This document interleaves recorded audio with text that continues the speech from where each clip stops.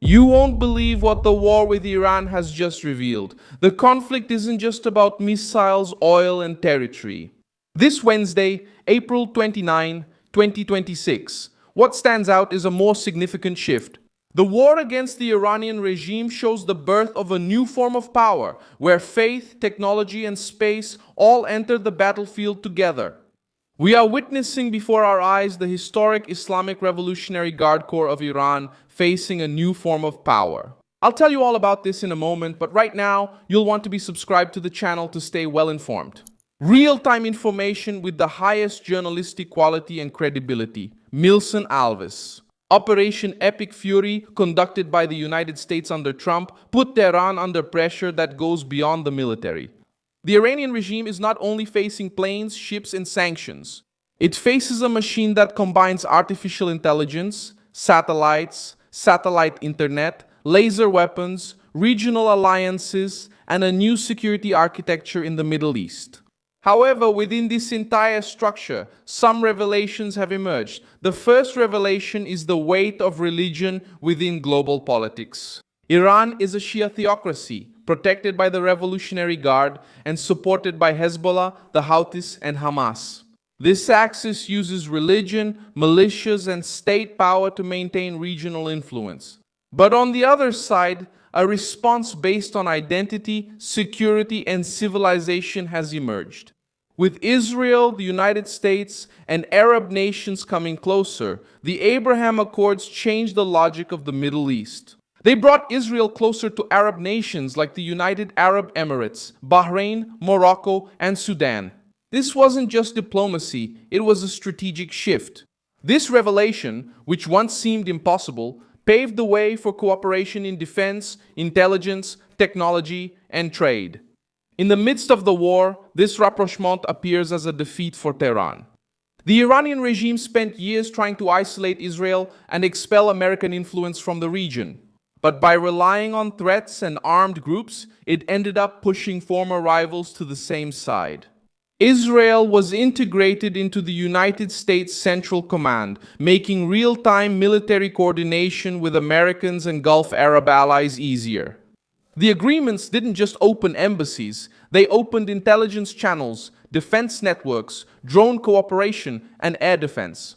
The second revelation is technological. The war with Iran shows that artificial intelligence has now fully entered the military sphere.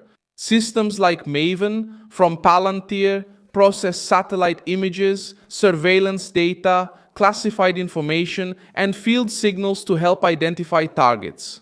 What used to require many analysts and lengthy reports can now be organized in seconds. This changes the pace of war. Iran has always relied on dispersion, secrecy, tunnels, hidden bases, and scattered allies. But artificial intelligence reduces that advantage. It finds patterns, cross-references data, and turns information into action. Iran's adversary is not just observing, it's calculating and making decisions at a faster speed.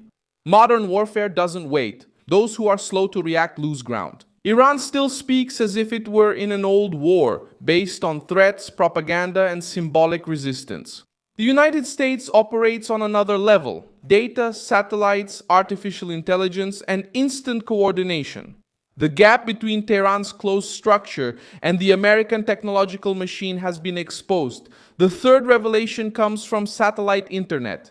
Starlink emerges as an important piece in this new type of warfare. While the Iranian regime tries to control information, cut off the internet, block networks, and monitor the population, satellite connections open gaps that are hard to close. Tehran may attempt interference, tracking, and repression. Even so, communication no longer depends only on cables, towers, and internal permissions. This strikes at the heart of Iranian control. A closed regime needs to control what people see and share. When information escapes through the sky, that control weakens. State censorship stops being a solid wall and becomes a wall full of cracks, with images and reports circulating outside the official filter. Starlink, along with military systems like Starshield, shows that space has become a direct part of warfare. Communication, navigation, surveillance, and coordination all run through low Earth orbit. The battlefield doesn't end on the ground, at sea, or in the air, it extends into space. Whoever controls this layer sees better, communicates better, and coordinates better. That's the power of astropolitics in the real world. The fourth revelation is the use of directed energy weapons. Laser systems like Helios, connected to the US Navy, and Iron Beam from Israel appear as symbols of a profound change in defense. For a long time, the logic was to fire an expensive missile to shoot down a cheap drone or rocket. This favored groups linked to Iran, who relied on saturation. Now that equation is starting to change. With laser weapons, the cost per shot can drop significantly, whereas a cheap drone used to force a very expensive response. Directed energy promises to take down threats faster and at a lower cost. If drones, rockets, and swarms stop being an economic advantage, the pressure from Tehran and its allies loses some of its impact for Iran. This is a clear warning.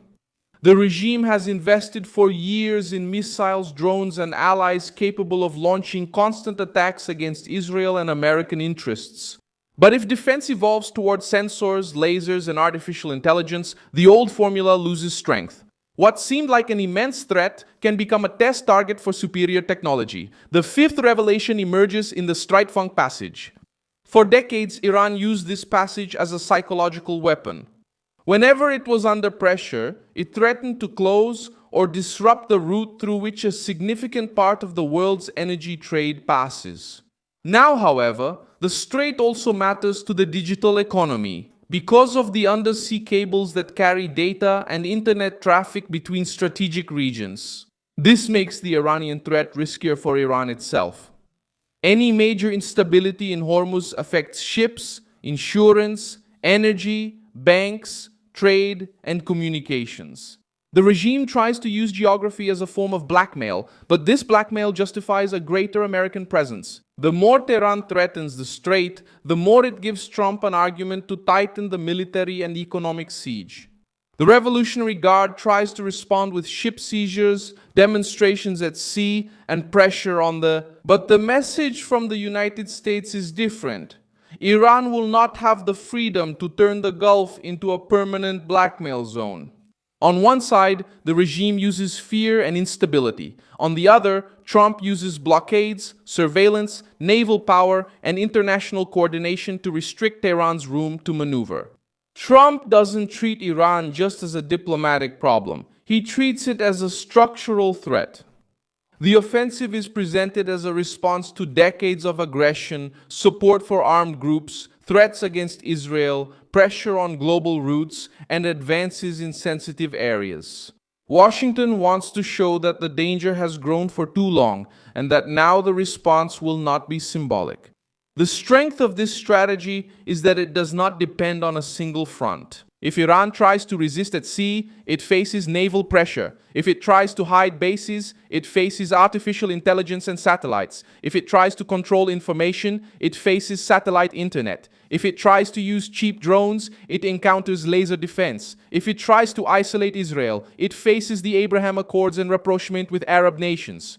The war revealed a layered siege. In the end, what this war revealed is simple. Iran is no longer facing only the United States. In the military field, it faces a new form of power, organized by Trump: technology, faith, space, intelligence, and regional alliances. The regime tried to show strength, but exposed its weaknesses. And the more the war advances, the clearer it becomes that the 21st century will be won by those who see first, decide faster, and surround the enemy from all sides. Like this video, subscribe to the channel, and at the end, check out the comments so you can be even more engaged with the community. Milson Alves.